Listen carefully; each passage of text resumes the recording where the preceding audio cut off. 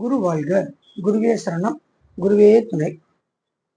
ஒரு ஜாதகத்துல எனக்கு பிடிச்ச மாதிரி வரன் வருமா அப்படின்னு கேக்குறாங்கன்னா, இந்த பிடிச்ச மாதிரினா ரெண்டு விஷயம் இருக்குது. ஒண்ணு, லவ் பண்ணி கல்யாணம் பண்றது, இல்ல பேரண்ட்ஸ் பார்த்து கல்யாணம் பண்ணி வைக்கிறது. இதுல லவ் பண்றதை பத்தி நம்ம பேசல. பேரண்ட்ஸ் பார்த்து வச்சு அந்த பையன் அல்லது அந்த பொண்ணு எனக்கு பிடிக்குமா அப்படின்னா, லக்கணத்திற்கு 7ஆம் அதிபதி அப்படிங்கிறவர் நம்மளுடைய பார்ட்னர். அந்த 7ஆம் அதிபதிக்கு 5 மற்றும் 9ஆம் அதிபதி தொடர்புகள் இருந்துச்சு அப்படின்னா நமக்கு பிடித்த மாதிரி கணவன் அல்லது மனைவி வருவாங்க.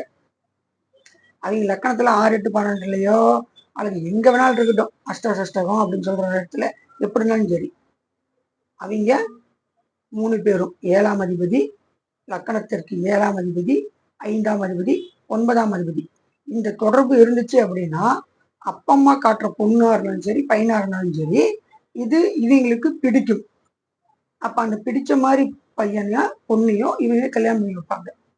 சரிங்களா? நாம இதை காதலை பத்தி சொல்லல. காதலுக்கு நிறைய பேட்டர்ன் இருக்குது, நிறைய வழிமுறைகள் இருக்குது.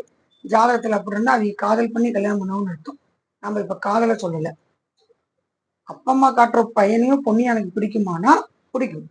லக்கணத்திற்கு 7ஆம் அதிபதிக்கு 5, 9ஆம் அதிபதி தொடர்பு இருந்தால் உங்களுக்கு பிடித்த வரனையே அப்பா அம்மா காட்டுவாங்க, அவங்களே கல்யாணம் பண்ணிக்குவாங்க.